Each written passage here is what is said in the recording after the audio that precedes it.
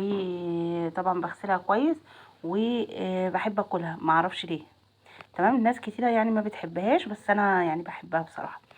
هنا بقى بدأت انضف الوراك، وكنت جايبة برضو اجنحة اللي هي الرقبة هياكل برضك. جبتها كده، معنى اصح نزلت سوقت، جبت وراك على هياكل على خضار وكده، كل ده هتشوفوا معايا في الفيديو.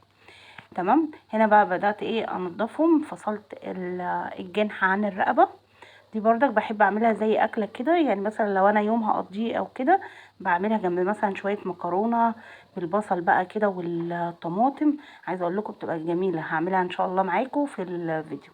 هنا طبعا شلت من الرقب الجلد بتاعها لان احنا ما بناكلهوش، وحطيته كده في مصفى عشان لما اجي ارميه في الزباله ما يبقاش يعني معبي ميه وكده. بصفيه وبعد كده برميه في الزباله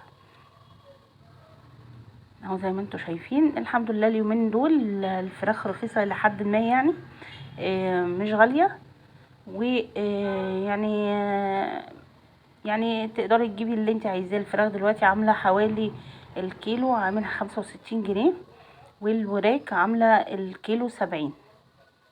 بالنسبه بقى لو هتجيبي اجنحه اللي عامله 55، والهياكل عامله 25 جنيه. هنا خلاص بقى كنت خلصت تنظيف الحاجه زي ما انتوا شايفين اهو، بنضف الحاجه كويس.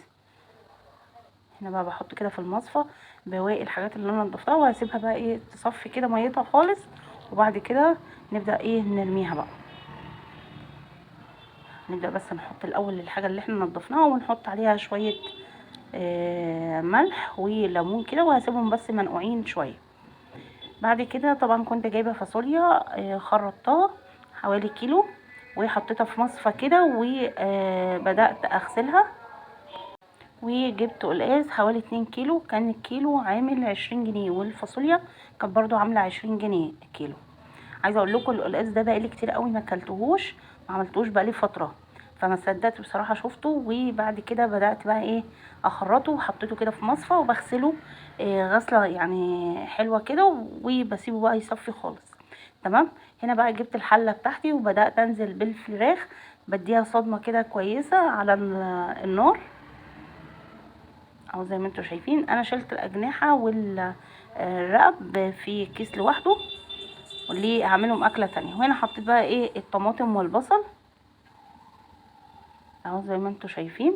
وهنبدا بقى ننزل بالتوابل، اي توابل بقى عندك، ملح طبعا ومرقه كمون، اي توابل عندك، ورق اللورة، دي حسب يعني اريحيه كل واحد. في ناس بتحط بس على الشوربه فلفل اسود وخلاص الموضوع خلص على كده، لا انا بحب احط على الاكل يعني التوابل، بحب تحويج الاكل. هنا خلاص بصوا اديتها بقى صدمه كده لغايه ما بقت لونها معايا ذهبي، وبعد كده بدات انزل عليها بالميه. عايزه اقول لكم ما بنديها الصدمه دي، عايزه اقول لكم الشوربه بتاعتها بتبقى حلوه جدا. هنا بقى بدات اجيب السلق والخضره هنا، وهغسلهم بقى كده. النهارده انا هشيل الفاصوليا وهنعمل قلقاس جنب الفراخ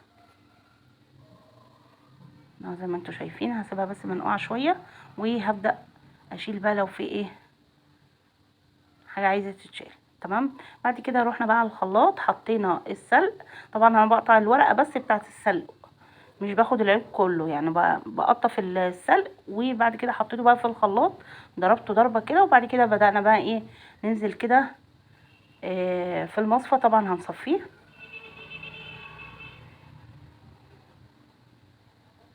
اهو زي ما انتوا شايفين كده، بسيبه. وطبعا ده ما برمهوش بخليه كده على جنب، وبعد كده هنشوف هنعمل ايه.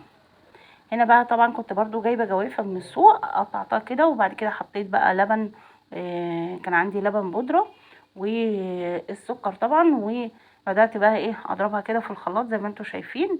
وبعد كده هنبدا بقى نصفيها ونحطها في الازايز. وبعد كده هنبدأ بقى نخش نعمل الرز. حطيت كده شوية من الزيت، ونزلت بقى بالشعرية بتاعتي، وهنبدأ كده نحمرها. طبعا وانا قاعدة يعني في المطبخ كده بقى يعني بعمل اي حاجه بحب بقى اتفرج على اي حاجه وانا يعني بعمل شغل المطبخ. طبعا من الناس اللي انا بحب اتفرج عليهم دايما يوميات ام جنى. عايزه اقول لكم انا بحب الست دي جدا، يعني مش عارفه ليه بحب اتفرج على كل فيديوهاتها، بحس كده بتديني طاقه ايجابيه. اولا بني ادمه متواضعه جدا، مش الناس اللي هي آه، بتطلع بعفويتها، يعني انتوا فاهميني. بصوا اللي انا وريته لكم دلوقتي، انا كنت طلعت بقى الرجول، وعايزه اقول لكم وانا قاعده بتفرج انا بأزأز فيها. بعد كده بدأت بقى ايه، طبعا الرز غسلته وصفيته، وهنبدأ بقى نحطه كده، هنحط شويه ملح والمرقه بتاعتنا، وهنبدأ بقى نسقيه ونسيبه بقى لغايه ما يتشرب خالص. طبعا كل ده انا بتفرج على ام جنى حاضره معايا الاكل كله. بصراحه يعني انسانه بحس ان بتديني طاقه ايجابيه، معرفش ليه. هنا بقى طبعا الشوربه، بعد ما طلعت بقى الفراخ حطيت كده القلقاس في الشوربه، وبعد كده حطيت عليه الميه اللي احنا طلعناها من السلق. تمام، هبدأ بقى اسيبه يغلي شويه، وبعد كده هنشوف برضك هنعمل ايه. نرجع بقى للموجة.